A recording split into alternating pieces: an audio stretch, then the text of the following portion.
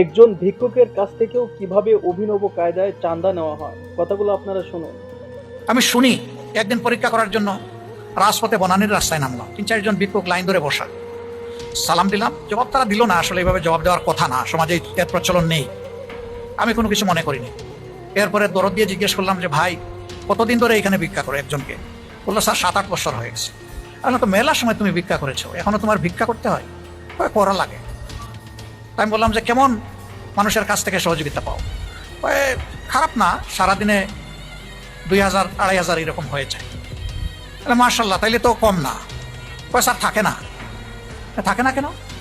প্রথমেই 400 টাকা দিয়ে এখানে বসতে হয়। আমি জিজ্ঞাসা করলাম কারে দিতে হয়? আপনি বুঝে নেন।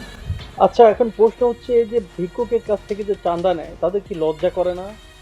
আর সবচাইতে বড় একটি প্রশ্ন, সেটা হচ্ছে তারা কোন দল, কারা, কে বা কারা এই ভিক্ষুকের কাছ থেকে চাঁদা নেয়? আপনারা যদি জেনে থাকেন তাহলে অবশ্যই কমেন্ট করে জানান।